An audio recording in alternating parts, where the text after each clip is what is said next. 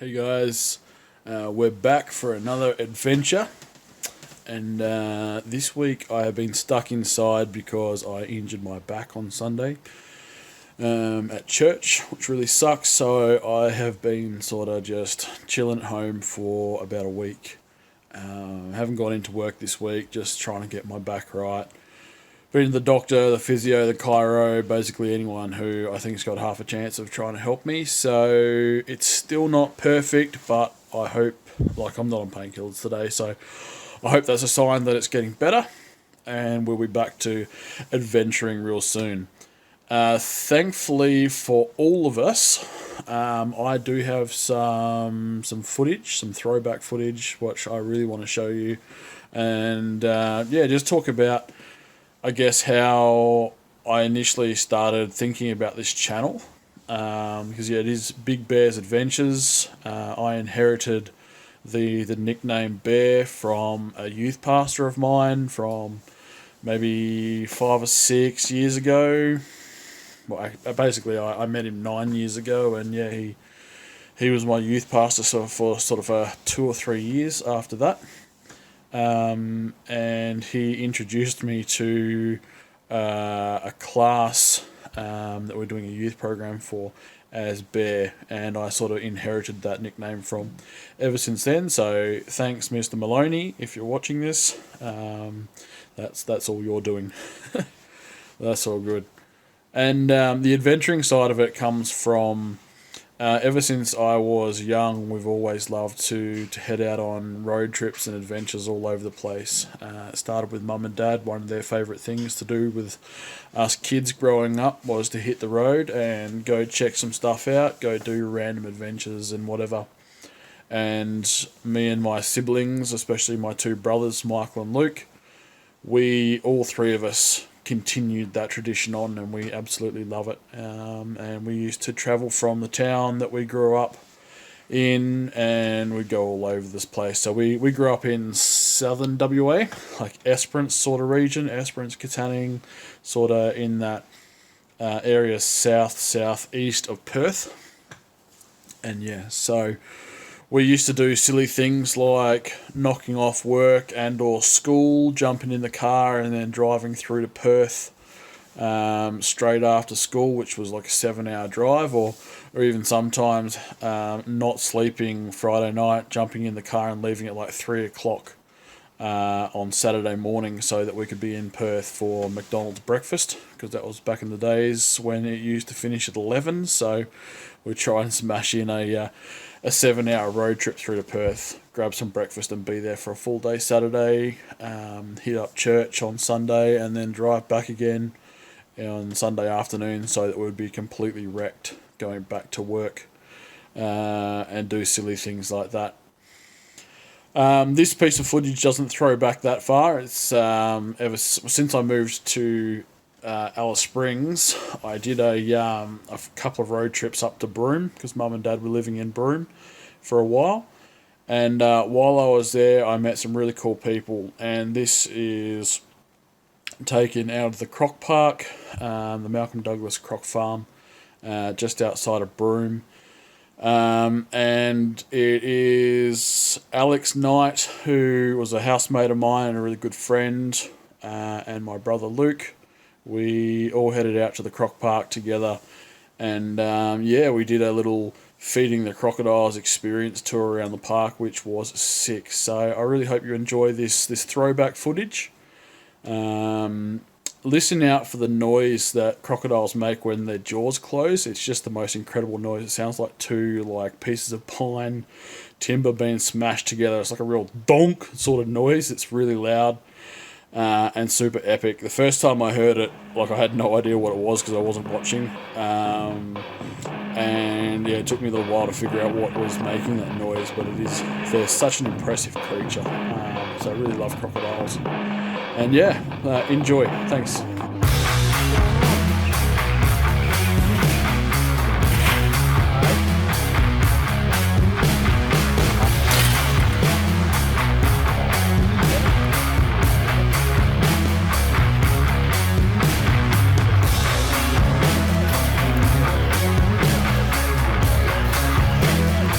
Come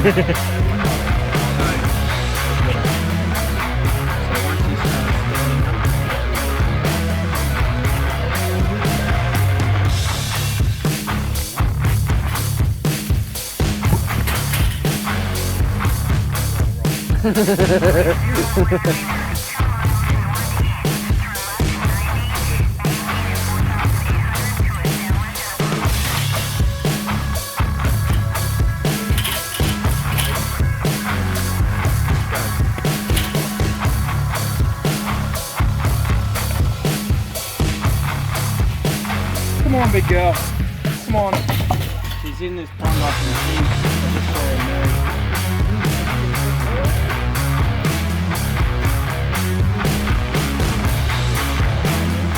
Oh, yeah.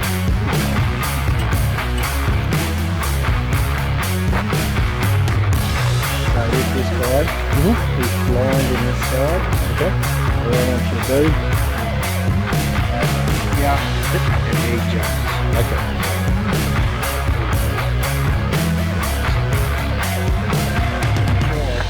Come here. Hey. Yeah.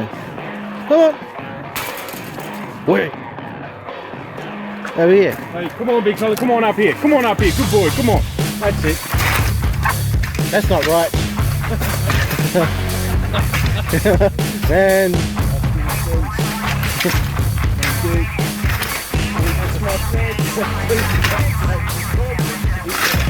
There we go. You weren't supposed to do that.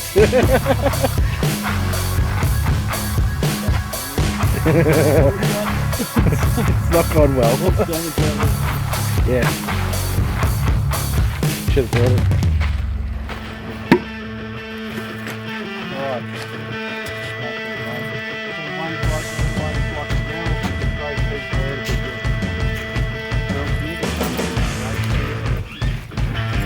He makes you too upset.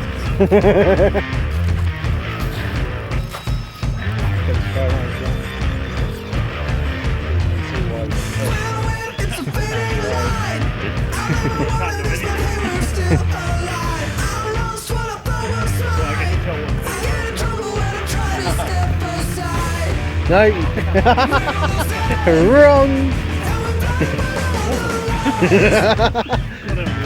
Just know that back and back.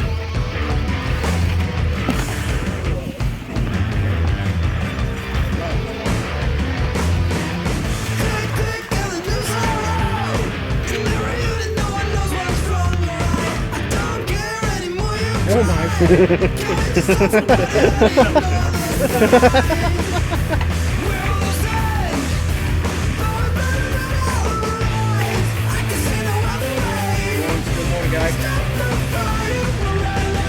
That was a good try.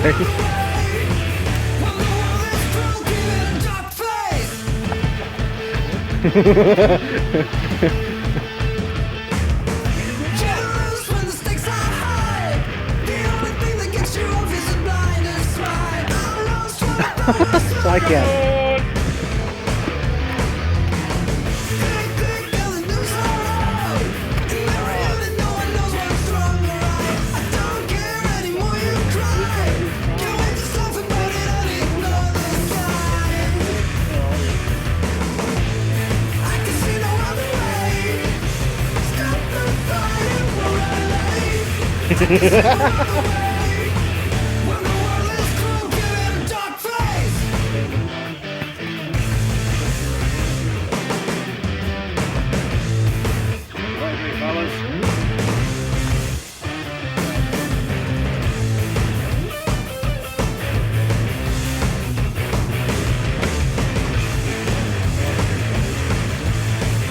Here comes another one up the back. Come on!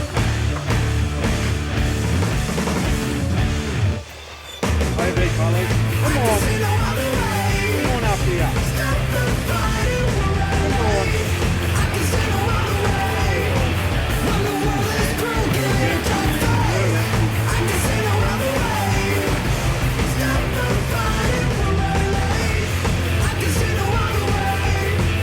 Oh. There's one over here under the tree too. So yeah, you're trying anything in to do that.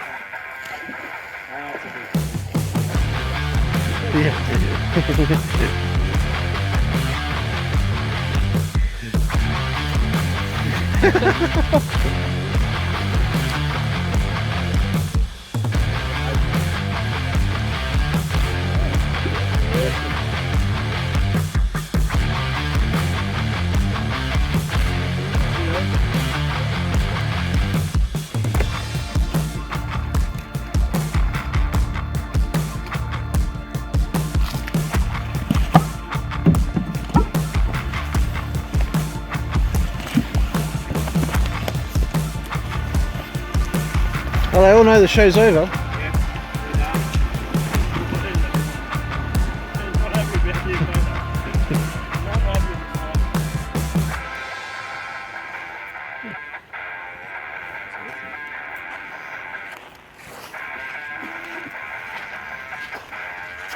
So what you're going to do is when you hang over,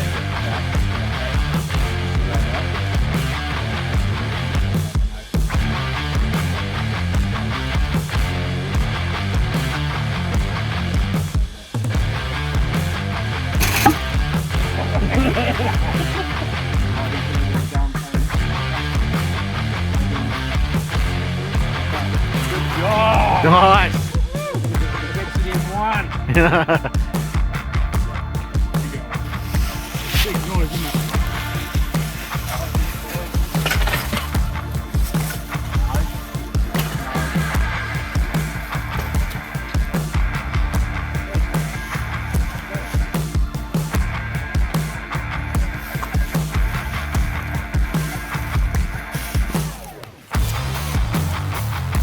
Come on. Come on up. Come on up here. Picturesque fun.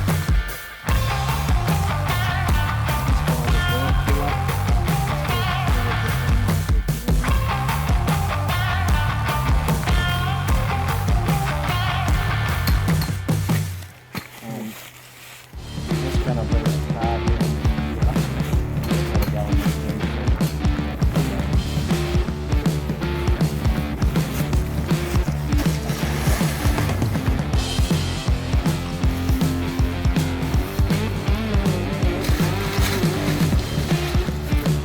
Stupid Croc.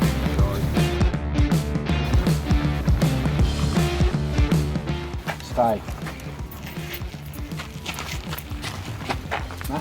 Don't do that. I don't have a stick. Do that noggin. Easy, mate. I'm sensitive.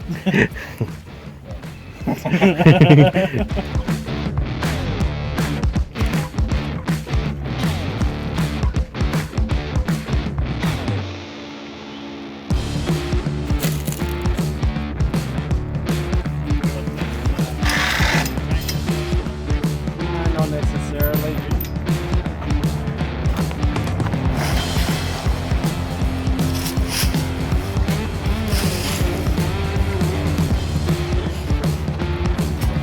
You won't need it.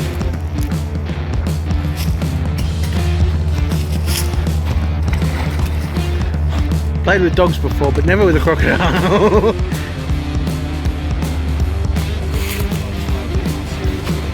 Yeah.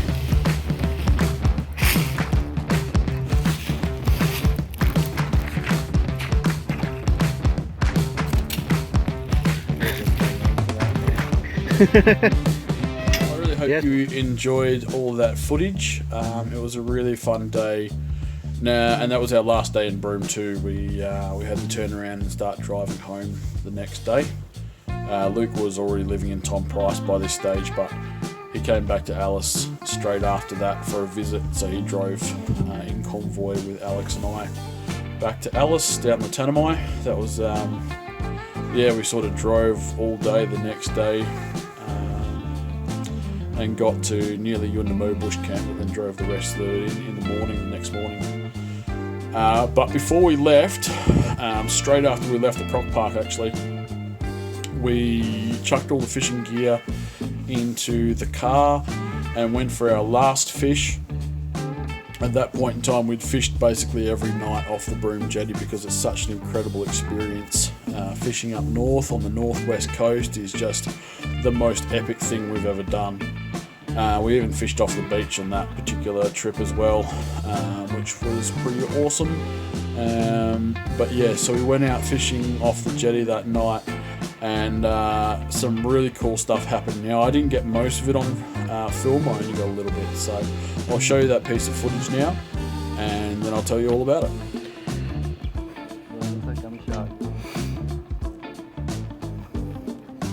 Nice.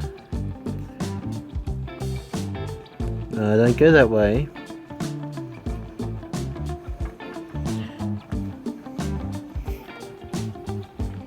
So just a quick piece of footage there of the shark that I had hooked off the jetty. Essentially, we'd been on the jetty for a couple of hours, and we had got absolutely nothing. Nothing had happened. It was probably our least exciting night of fishing on the jetty.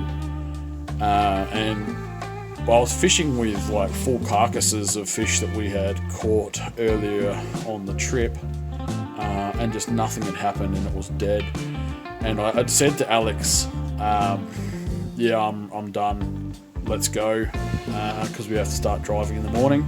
Luke was there too, and he was like, no, just give it 5 more minutes. And then all of a sudden the line picked up. We were given another 5 minutes, and after that 5 minutes the line picked up and started moving, and I was like, oh man, we've got something, this is it. Grabbed the rod, and at that stage it was just in free spool. So I clicked it in, gave it the old hook set strike, and it pulled free, nothing. So that was a bit devastating, but we decided to give it another 5 minutes. So again, I put it into free spool and just sat it there, and we talked a little bit more, and then all of a sudden it took off again.